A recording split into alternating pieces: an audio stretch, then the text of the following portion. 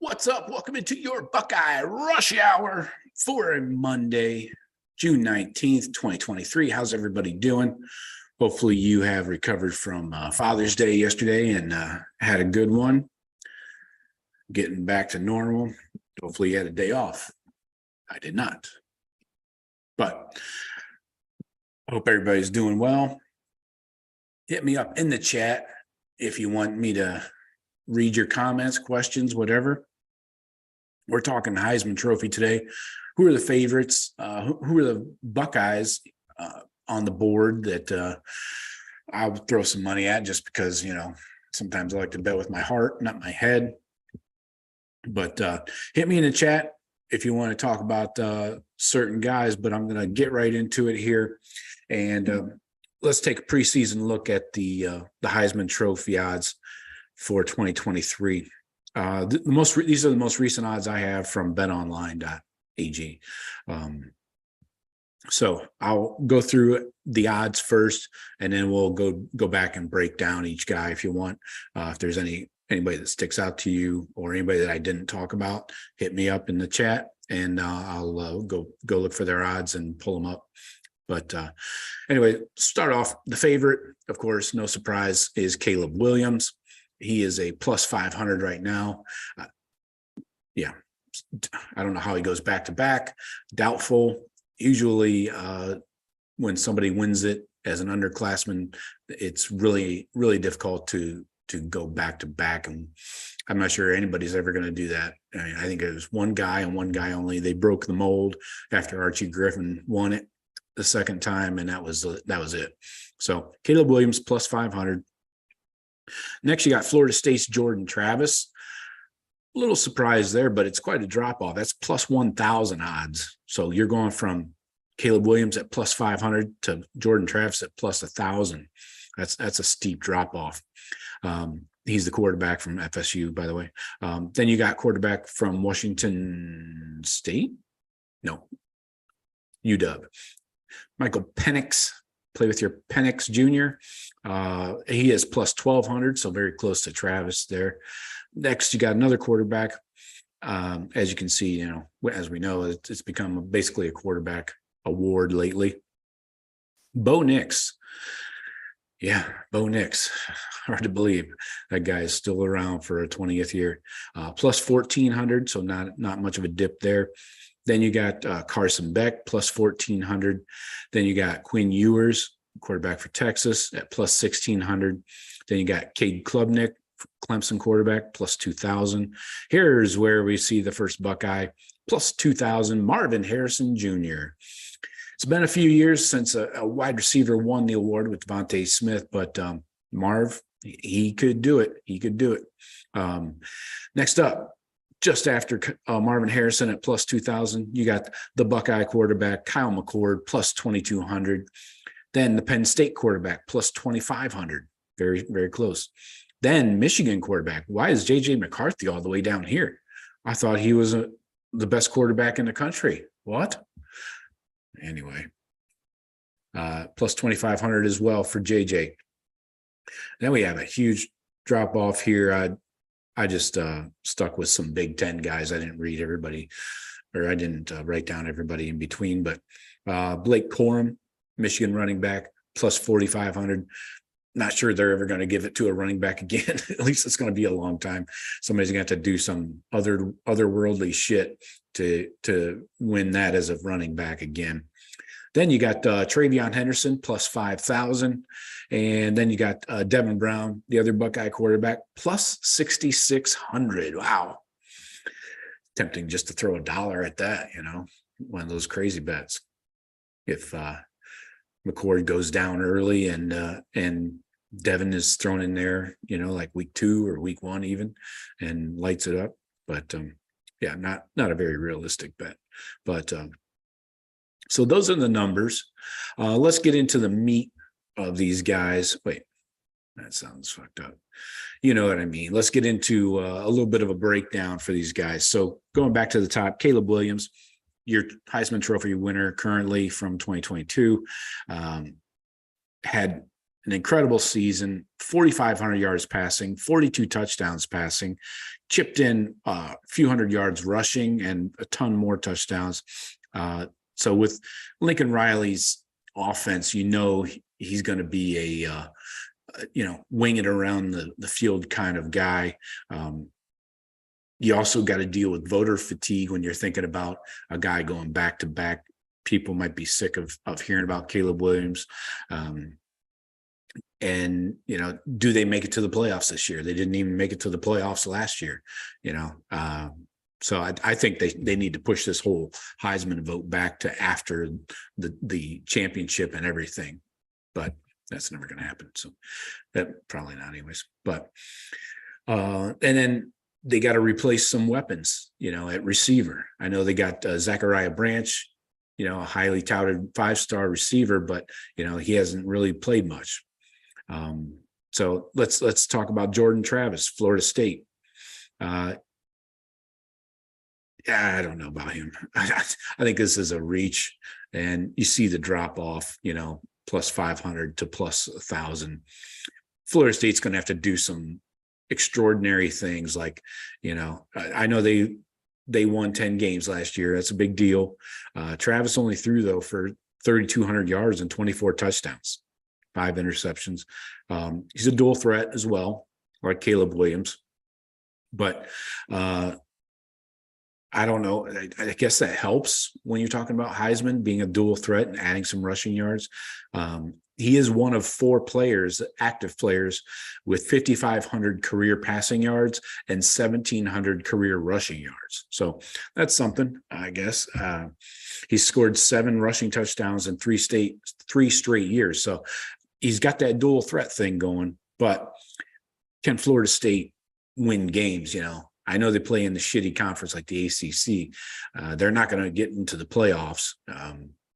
Again, can they win 10 games again? I'm skeptical.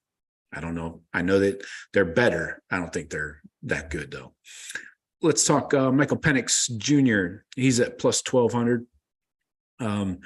Never heard of him. I thought this guy was gone. I mean, we heard about him late last year, but he threw for freaking 4,600 yards, second most in the country, led Washington, excuse me. Sorry. Led Washington to an 11-2 record. What else here? He's got his main weapons back at receiver. And if he can stay healthy, he could put up a really good challenge here.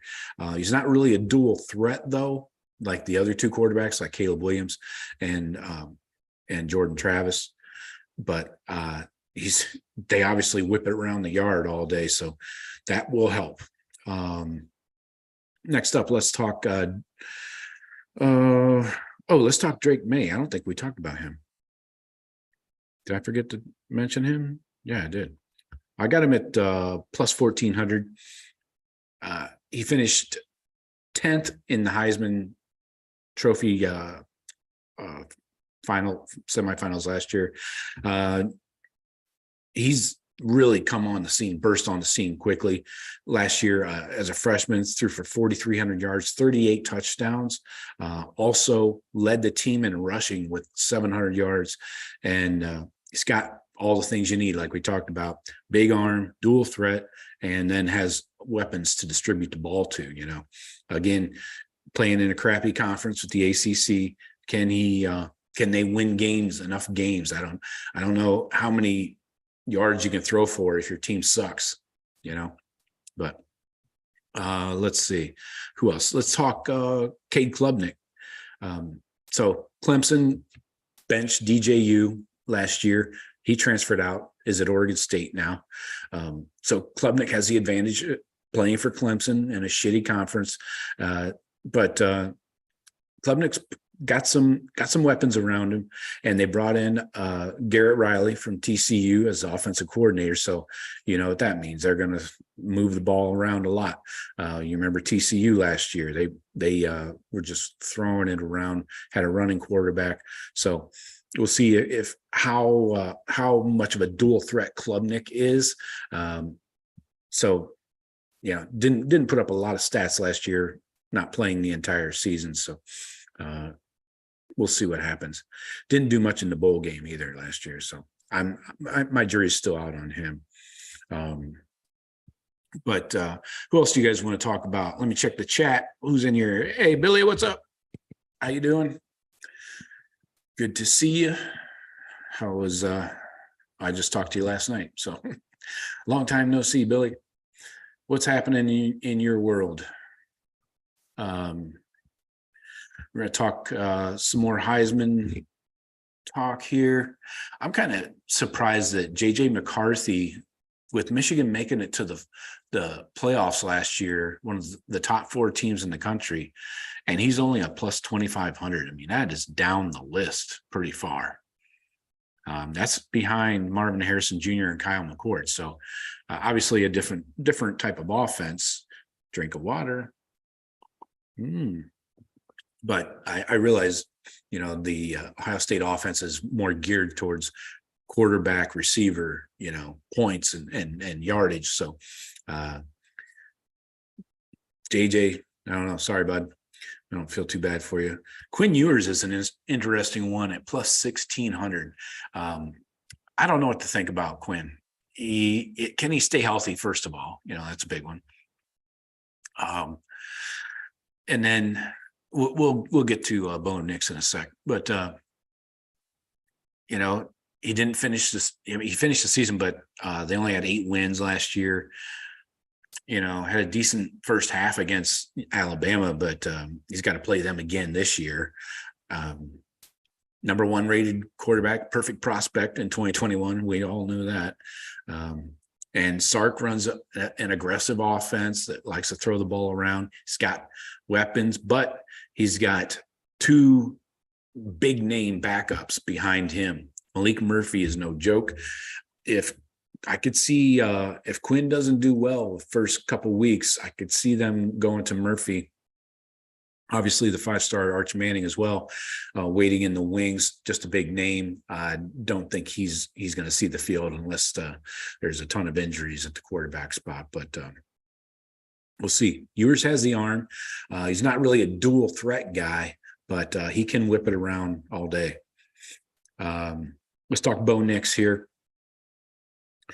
He was Oregon's most important player last year, like, typical for a quarterback of an Oregon team. So he got 1 more year of eligibility somehow. It's crazy. He did kind of fade in November, if you remember. Everybody was pumping him for the Heisman in October. Then November kind of, flattened out a little bit. He had 29 touchdown passes and 14 rushing on top of that. So cranked the ball in the end zone, but he found his comfort zone in their offense, and that kind of caters to his strengths, but they did lose offensive coordinator Kenny Dillingham to Arizona State. So see if that affects him negatively. Who else? Sam Hartman is a plus 1,600. So a huge transfer for the Irish. 4-year starter at Wake Forest, but I don't know. He was a number 5 overall prospect in 24/7 sports rankings, all ACC player. So we'll see. He's thrown for 110 touchdowns in his career. So we'll see. My issue with Notre Dame is, do they have the weapons, around the outside for him to distribute the ball to? I don't see it. Yeah. So let me check the chat here. Billy says QB play will be interesting to watch across college football. A lot of new and unproven guys. Yeah, at big teams too. Bama, Ohio State, Georgia, all with first-year starters at quarterback. Billy also adding that he watched Quinn Ewers a bit and he choked a lot in crunch time. Yeah, exactly. So Jaden Daniels is a plus 1,600. I don't know. He was a former 3-year starter at Arizona State. Transferred to LSU, of course. They won the SEC. He had 3,800 yards total offense, 885 rushing. So he's got that dual threat capability that Heisman voters like, but only had 28 touchdowns. You also got Garrett Nussmeier, the backup. He's been around for quite a while, but we'll see if Daniels can start off hot. You know, you don't know. Brian Kelly likes to hit some quarterbacks in there if one's not looking good. So we'll see. Again, can they win 10 games plus? I think that's the threshold for most Heisman quarterbacks. You got to win close to 10 games or more, like 9, 10 plus. Otherwise, I don't think you're going to get a lot of attention if you're on a fucking 6-6 team or, 7-5 or whatever. But let's talk about Kyle a bit. Kyle McCord. So projected starter. We're kind of assuming Devin Brown missed about a month with that broken pinky finger over the summer. Not that he missed, spring practice much at all, just maybe a week at the most, but still he missed time throwing with the guys, in voluntary sessions, after hours, stuff like that over the summer. But it's good to go now. Is back throwing, so we assume it's McCord. So we're going to go on that thought. So as long as Ryan Day is coaching this team, I'm going to go ahead and put all my eggs in his development basket of quarterbacks. That doesn't matter, first year, third year, he's going to have them ready. If it's a younger guy, like say a Justin Fields coming in only his second year of college, maybe you kind of trim the offense down and make sure he can do a few things really well, and then add to it throughout the season like we did in 2019. Or if you got a third year guy like Kyle McCord, who should know the entire playbook, maybe hasn't played it in games, or hasn't used the entire playbook in practice, but should be, mentally ready to go. And that's the key, right? I mean, Kyle McCord's a five-star quarterback. I think I'm going to go ahead and feel good about Ryan Day's quarterback abilities. What else here? Joe Milton. No, I'm not talking about